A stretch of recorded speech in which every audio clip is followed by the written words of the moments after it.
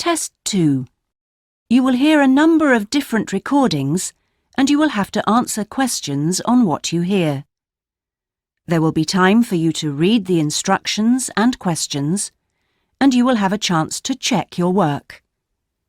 All the recordings will be played once only. The test is in 4 sections. At the end of the test, you will be given 10 minutes to transfer your answers to an answer sheet.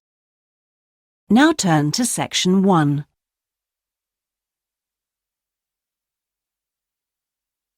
Section 1. You will hear a telephone conversation between a customer and a representative of an insurance company. First, you have some time to look at questions 1 to 5.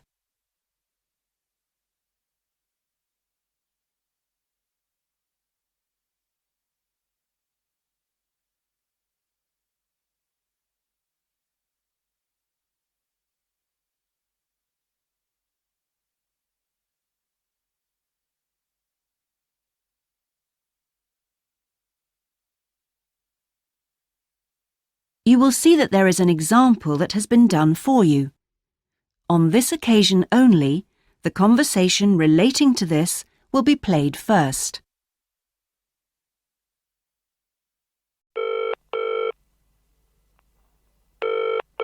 Hello? Motor Insurance Department? Oh, hello. I'd like to ask about insurance for my car. Yes, of course. I'll just take a few details. What's your name? Patrick Jones.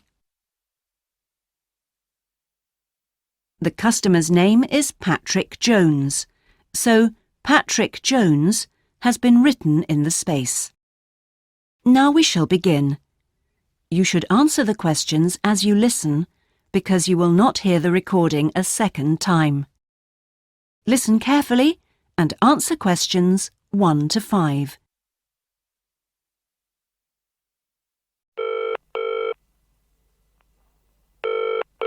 Hello? Motor Insurance Department? Oh, hello.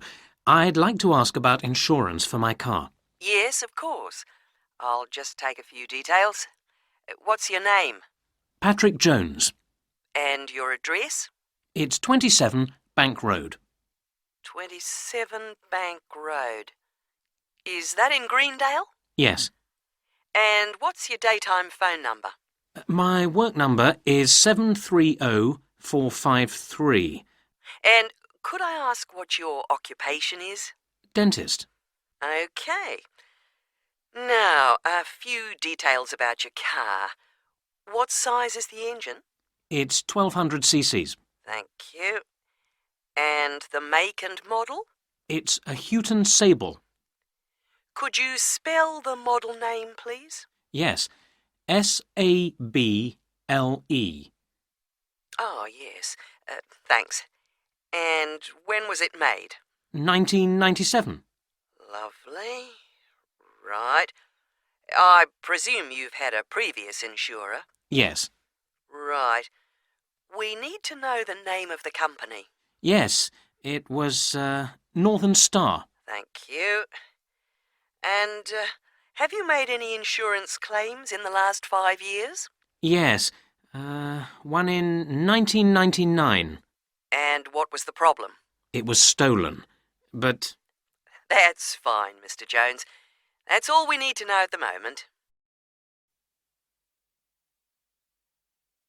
Before you hear the rest of the conversation, you have some time to look at questions 6 to 10.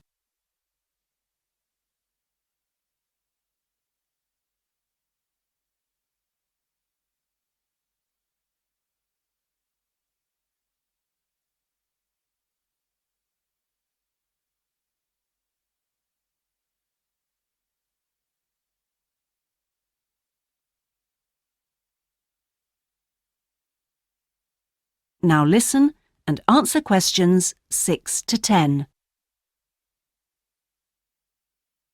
And will there be any other named drivers? Just the one. And his name?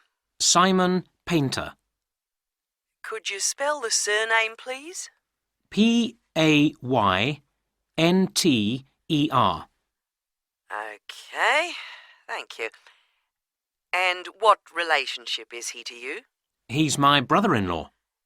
And what will you or Mr. Painter be using the car for? Well, mainly for social use. Social use. Will you be using it to travel to work? Yes, sometimes. Travel to work. Anything else? No, that's it. And finally, when would you like to start the insurance? I'll need it from the 31st of January.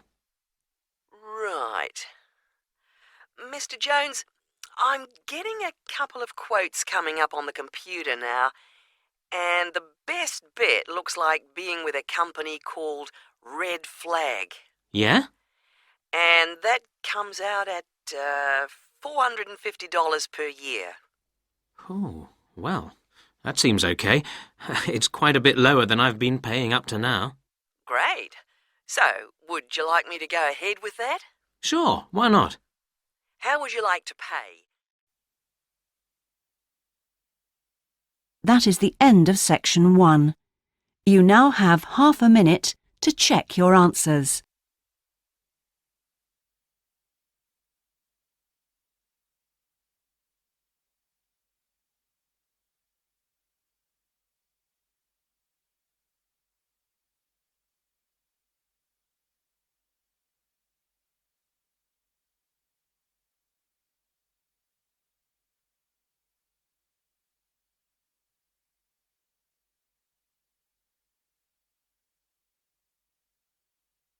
Now turn to section 2.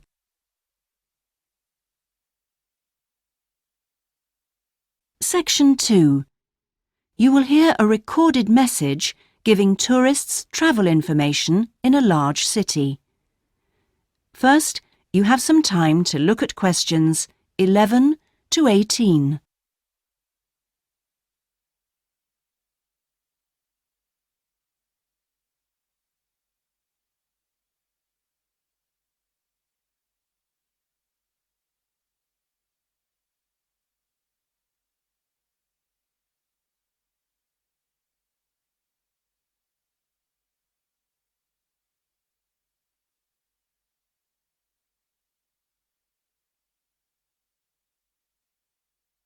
Now listen carefully and answer questions 11 to 18.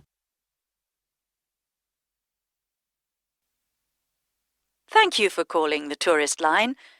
There are many different ways of getting round the city, and we'd like to suggest some you may not have thought of. How about a city trip by boat? There are 4 main stopping points.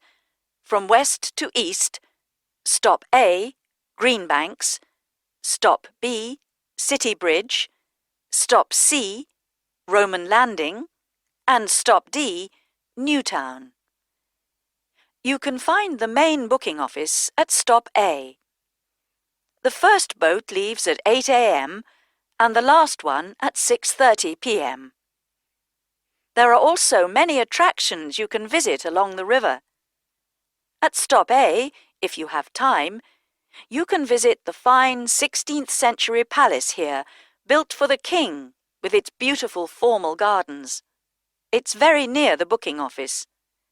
Now you can enjoy every corner of this superb residence. Stop B.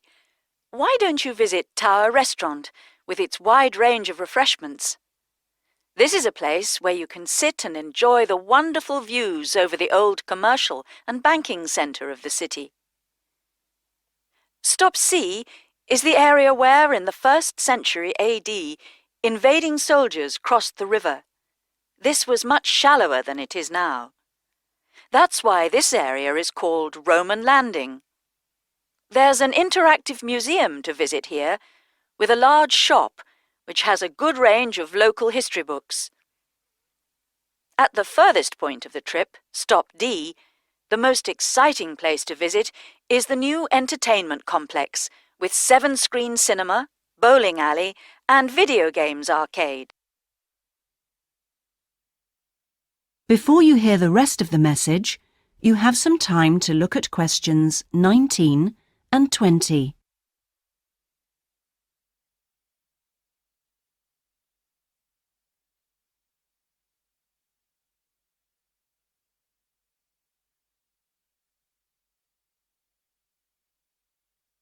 Now listen and answer questions 19 and 20. Besides the boat tours, there are city buses. 2 companies offer special services. The top bus company runs all its tours with a live commentary in English. Tours leave from 8:30 a.m. every 20 minutes. There are departures from Central Station, Castle Hill, and Long Walk. This is a hop-on, hop-off service, and tickets are valid for 24 hours.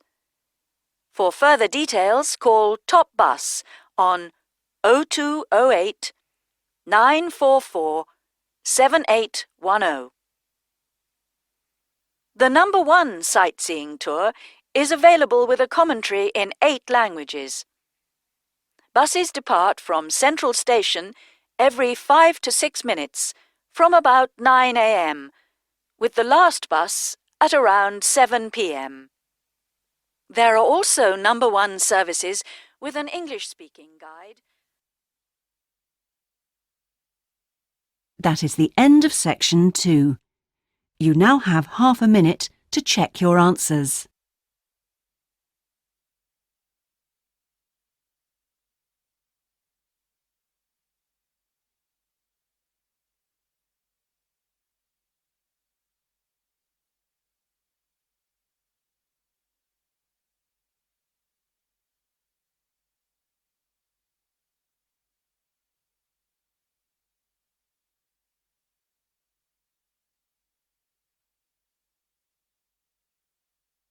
Now turn to section 3.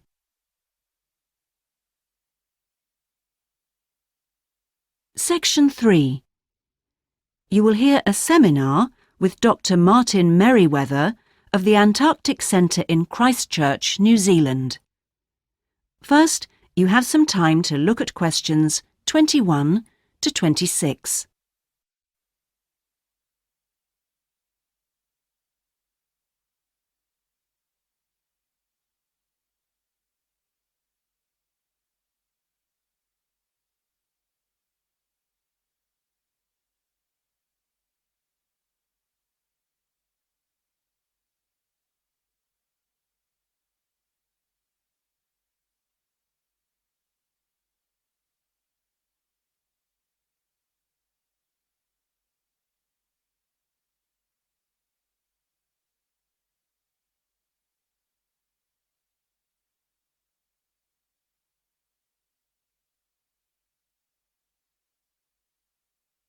Now listen carefully and answer questions 21 to 26. We're pleased to welcome Dr. Martin Merriweather of the Antarctic Centre in Christchurch, New Zealand, who has come along to talk to us today about the role of the centre and the Antarctic Treaty. Now, my first question is about the choice of location for the centre. Why Christchurch? Was it because of the climate? Well, actually, New Zealand is the second closest country to Antarctica, and Christchurch is often used on Antarctic expeditions. Right, so it's because of where we are, coupled with our historical role. So tell us, what is the main purpose of the centre? Oh, well, we have 2 complementary roles. One is as a scientific base for expeditions and research, and the other is as an information centre. Tell us something about the role as a scientific base. Well, we're able to provide information about what scientists should take with them to the South Pole. For example, the centre contains a clothing warehouse where expeditions are supplied with suitable clothing for the extreme conditions. I suppose you need a bit more than your normal winter coat. Yes, exactly. And then there's also the specialist library and mapping services. Right. And which countries are actually located at the centre? Well, the centre houses research programs for New Zealand, for the United States, as well as for Italy. There's even a US post office at the American Air Force Base here. Really? And what does the Visitors Centre offer? Well, since very few people will ever experience the Antarctic firsthand, the Visitors Centre aims to recreate the atmosphere of Antarctica. There's a mock campsite where you can see inside an Antarctic tent and imagine yourself sleeping there. And the centre also acts as a showcase for the unique international cooperation which exists in Antarctica today. What is it actually like at the South Pole? I know you've been there on a number of occasions. Yes, I have, and each time I'm struck by the awesome beauty of the place. It's magnificent, but you can really only visit it in the summer months. October to March. Yes, because it's completely dark for 4 months of the year. And, in addition, it has to be the coldest place on Earth. Colder than the North Pole? Why is that? Well, unlike the North Pole, which is actually a frozen sea, Antarctica is a landmass shaped like a dome, with the result that the winds blow down the slopes at speeds of up to 150 kilometres an hour. And that's what makes it so cold. And one other interesting thing is that Antarctica is the driest continent on Earth, surprisingly, and so you have to drink large amounts of water when you're there. How old is Antarctica? Oh, we're pretty sure it was part of a larger landmass, but it broke away from the rest of the continent 170 million years ago. How can you be certain of this? Because fossils and rocks have been discovered in Antarctica, which are the same as those found in places such as Africa and Australia. Amazing. To think that it was once attached to Africa. Before you hear the rest of the interview, you have some time to look at questions 27 to 30.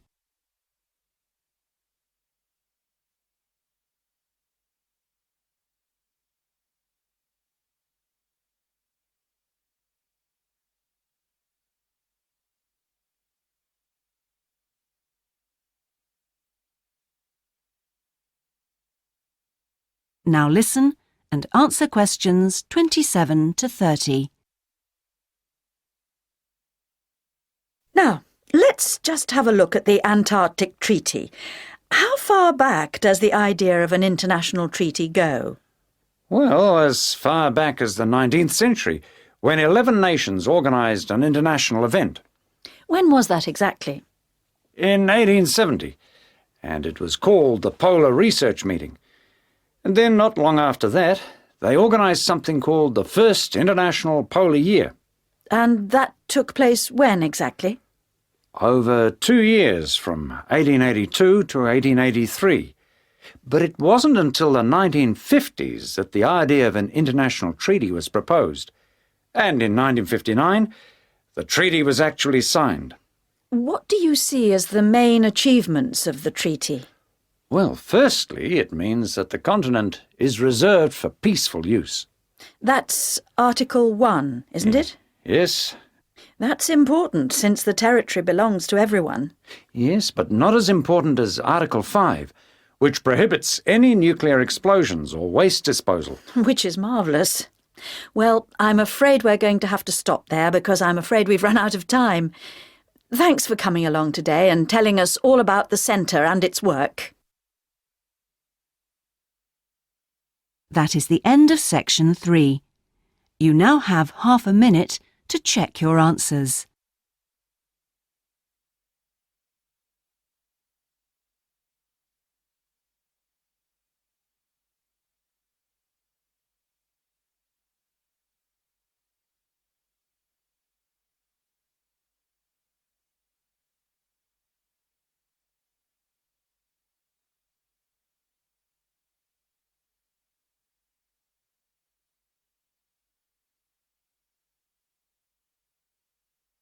Now turn to section 4.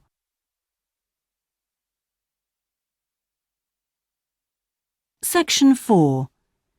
You will hear a presentation given by a sports science student on her project on left and right-handedness in sport. First, you have some time to look at questions 31 to 40.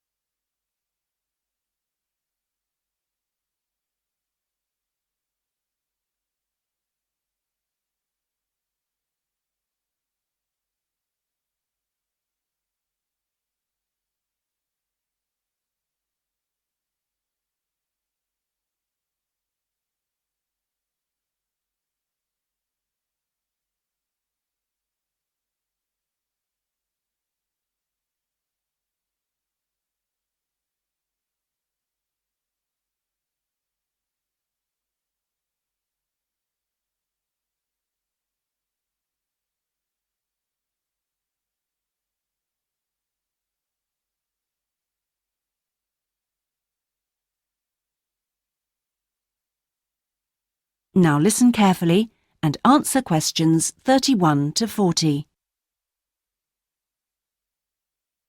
My topic is handedness, whether in different sports it is better to be left or right-sided, or whether a more balanced approach is more successful. I'm left-handed myself, and I actually didn't see any relevance to my own life when I happened to start reading an article by a sports psychologist called Peter Matthews. He spent the first part of the article talking about handedness in music instead of sport, which I have to say almost put me off from reading further. But what I soon became struck by was the sheer volume of both observation and investigation he had done in many different sports, and I felt persuaded that what he had to say would be of real interest. I think Matthew's findings will be beneficial, not so much in helping sports people to work on their weaker side, but more that they can help them identify the most suitable strategies to use in a given game.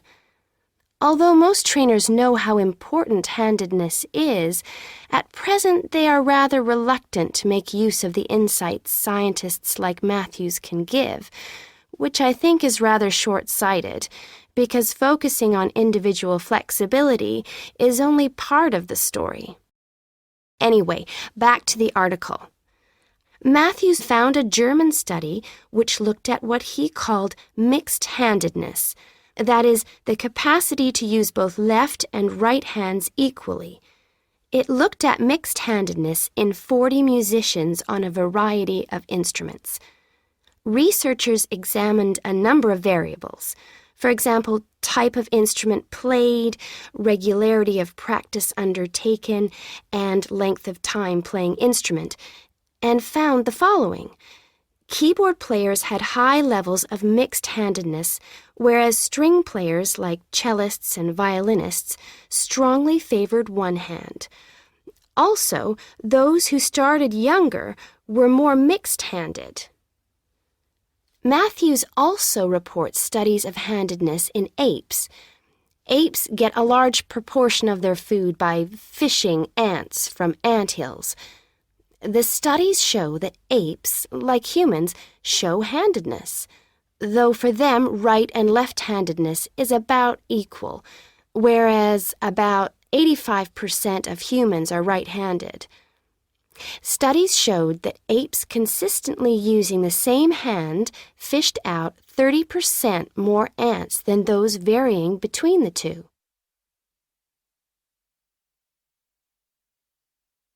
Matthews started researching several different sports and found different types of handedness in each.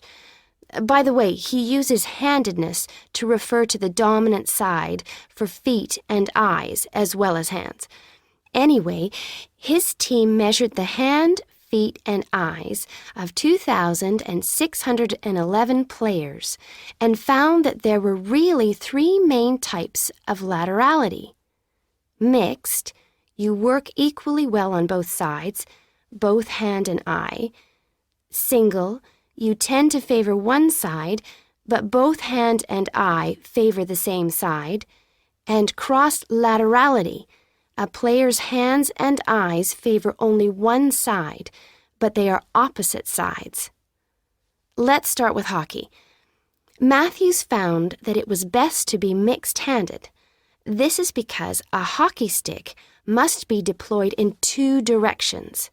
It would be a drawback to have hand or eye favoring one side.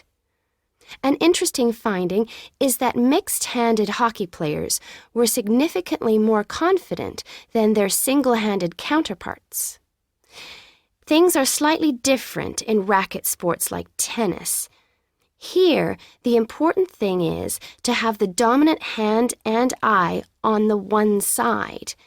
This means that there is a bigger area of vision on the side where most of the action occurs. If a player is cross-lateral, the racket is invisible from the dominant eye for much of the swing. It means that they can only make corrections much later, and often the damage has been done by then. And moving to a rather different type of sport, which involves large but precise movements, gymnastics. It's been found that cross-hand-eye favoring is best. The predominant reason for this is because it aids balance, which is, of course, absolutely central to performance in this sport. That is the end of section 4.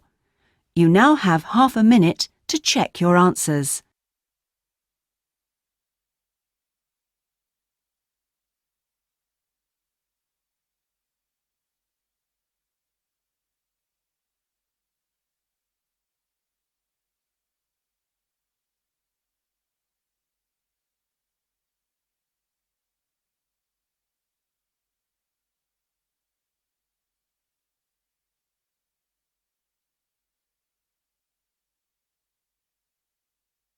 That is the end of the listening test.